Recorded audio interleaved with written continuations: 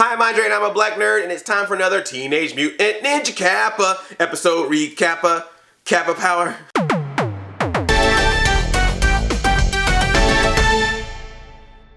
Tale of the Yokai. Last week's episode, the turtles met Renet and traveled through time. This time they have landed in Japan, but about 16 years ago because they come face to face with the Hamato clan. The clan, of course, that Splinter is from. The ninja are fighting the turtles and they're also freaking out because they think the turtles are yokai. Yokai are these like evil demon beasts, and people believe that when they show up that bad things are sure to follow after them. Like next mutation bad. And the turtles come face to face and his face actually looks like a normal face, Oroku Saki. They meet the Shredder in the past. But Saki is still part of the Hamato clan at this point, and the turtles follow him to their dojo where they see Saki and of course Hamato Yoshi. They get to see human Splinter. Saki tries to tell Yoshi and their master about seeing the yokai, and Yoshi's like, you just making up stories. And look, I know that we're all supposed to be on Yoshi's side right now, but I'm serious. Yoshi at the beginning of this thing was kind of coming off a little bit like a jerk. Saki comes in like, I saw them, I saw the yokai. And Yoshi's just like, yeah, for real, man, you serious? Come on, dude, those stories we made up when we were kids. Please, get out of here, no sleeves. Psh, Yoshi out, I got a woman and a kid to hang out with. The two fight and they start having a little bit of beef, and Saki messed up, man. He brought Tang Shen up in that piece. He keeps throwing up in Yoshi's face, oh, you care about this dojo, I care about your woman. To his face he says that. That's some, whoa, dude. And Yoshi got mad like, don't you talk about Tang Shen? Don't you talk about my woman like that? Eventually we see Yoshi with Tang Shen, and if that voice of Tang Shen sounds very familiar to you, Minae Noji, Karai from the Ninja Turtles movie, the 2014 Ninja Turtles movie, is the voice of Tang Shen on the show. That is so awesome. I love her, Karandre. So wait, Karai from the movie is the mother of Karai from the series. It's a Karaiception.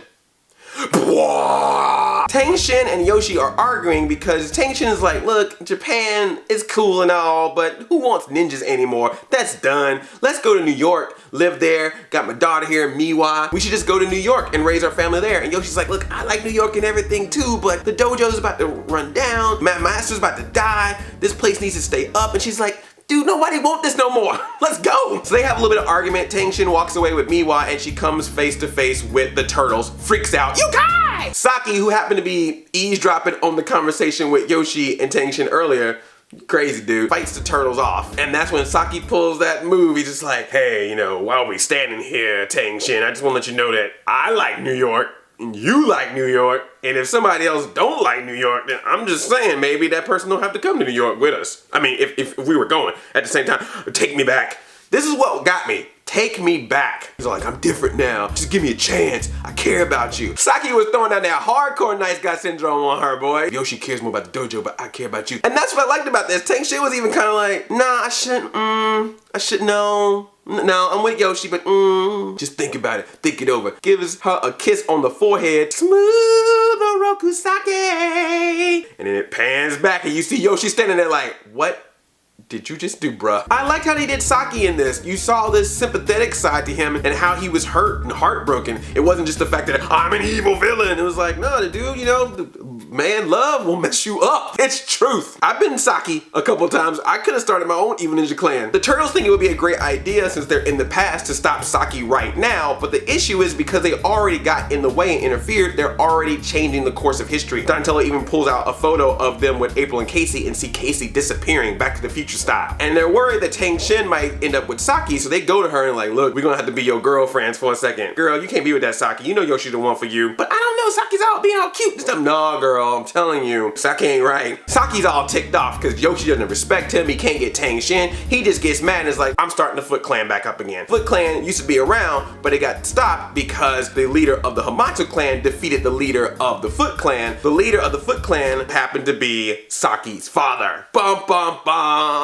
Saki was a child when this happened, so the Hamato clan brought Saki in and took care of him, raised him under the Hamato clan, but now that he don't like the Hamato clan, he's defecting back to the Foot Clan. This is some straight up Thor Loki business right here. So the turtles show up as the yokai and doing weird things to scare the ninjas, but it's too late because Saki has already left to go fight Yoshi. Yoshi and Saki get into this huge fight and it is amazing. Seeing them fight each other is so cool. And then while they're fighting, the dojo that they're fighting in catches on fire. Tang Shen puts her child on the ground, runs in there, is like, I gotta stop this, I gotta stop this.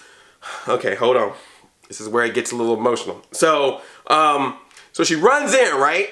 And they're fighting, and Saki is up in the air. He's got his claws on. He's already put on the shredder-like claws. He's about to come down and strike, and right before he strikes, Shen just is like, no, don't do this!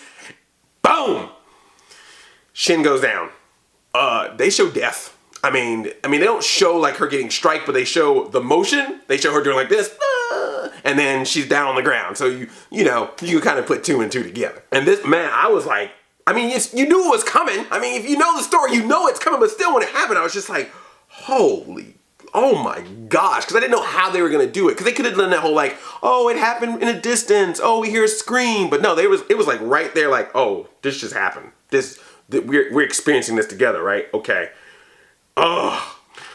And then Yoshi did that scream like, ah! I was like, oh my god, oh my gosh. So a piece of wood that was burning lands on Saki's face. That's what burns his face, burns his hair off, and makes him look like the Shredder. He goes outside, finds Miwa on the ground, and thinks that Yoshi is dead from the fire. And he's just like, all right, Mr. Still Your Child, I will raise you as my own. And he renames Miwa Karai. The turtles run in to save Yoshi from the fire, but of course Tang Shen is too late for her. Time has been restored, so everything's back to normal, even though the turtles still had to go through this pain of seeing what happened with Tang Shen. They learned there was nothing they could do. Everything still had to take the course that it took in order for life to be the same in the future. Renet shows up to bring the turtles back home, and they're like, whoa, wait, before we go home, why do we end up here? Why do we have to go through this? And Renet kind of goes through this quick explanation about, well, you kind of had to be here because you were supposed to go back in time to save Yoshi, to keep him alive, to then get him to New York, to then have you guys, to then have Ninja Turtles, to then create this series. Got it? Time travel is weird. Good to see Renet back again on the show, played by Ashley Johnson. She has done a lot of cool film, TV, and video games. I feel like I named them all in last week's episode. I feel like there was not a single one that I missed. Some of you,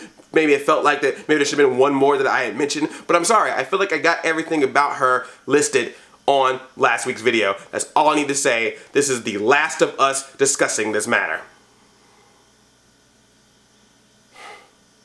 I hate you guys.